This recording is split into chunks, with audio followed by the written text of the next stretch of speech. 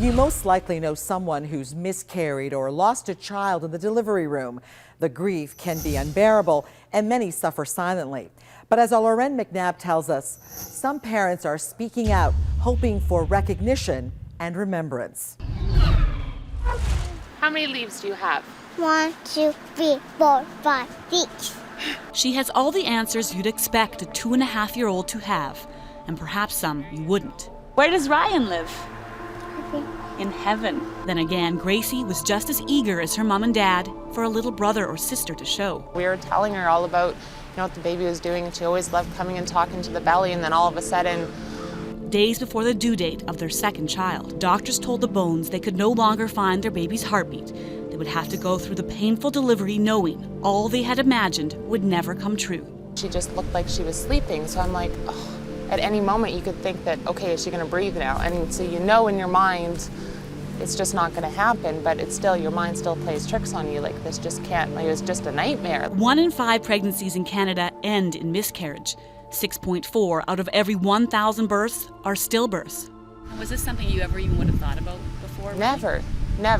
In those what to expect when you're expecting books, I skipped all those chapters because it doesn't happen to me, it happens to other people. But it's for Gracie that this British Columbia mum made a promise to herself to keep talking about Ryan. Why Aaron Bone has vowed not to spend a single day in bed. It hasn't been easy.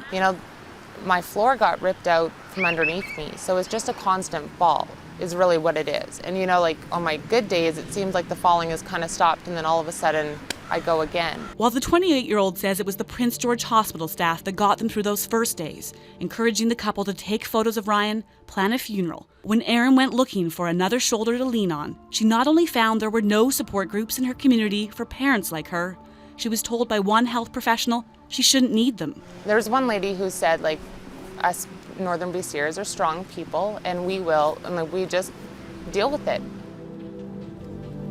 I think people have a harder time dealing with it than the actual grieving parent, because they don't know what to say. So a lot of times you'll end up with comments such as, well, it's okay, you'll have more children. Or, there was a reason behind it. It's that misunderstanding of their grief, the sometimes insensitive remarks, that compelled a group of parents to start their own community in 1992. Perinatal Bereavement Services of Ontario now has 11 support groups across the province.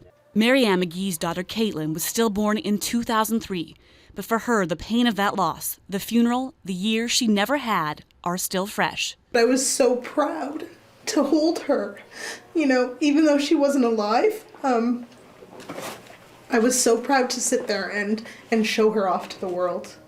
So. A place for mums and dads to talk about what so many won't. I was not showing my feelings just so I could be stronger for her. And they say reconciling those changes in themselves, their homes, their marriages, would be insurmountable without help like this. This is the only province-wide network in Canada dedicated solely to perinatal bereavement, a fact this group finds hard to believe. It's not something that you want happening, but it is a very large group. It is very common.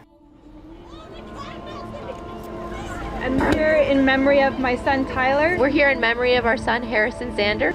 I'm here for my daughter Stephanie. But we are remembering Josiah Francis Daniel. And so at a small rally held outside Ontario's legislature this month, a group of parents who feel the deaths of their children in the eyes of some don't count. He was born with half a heart and he lived for 7 precious weeks. Born full term, stillborn. Born with lungs that did not work, and he lived for about half an hour.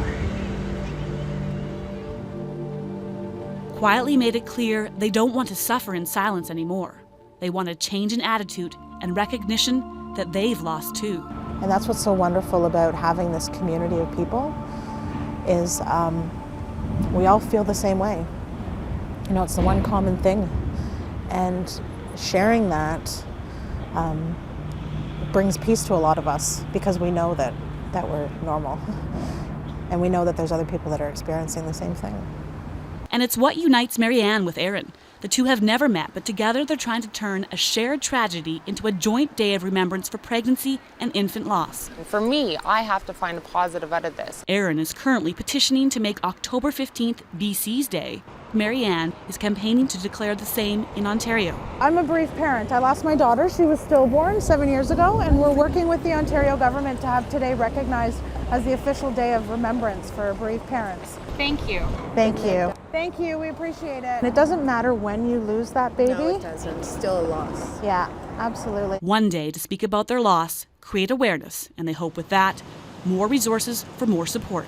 People just think that because you don't have those memories that you should just get over it very quickly, but they don't understand that you're actually losing the hopes and the dreams and the plans that you had for the future.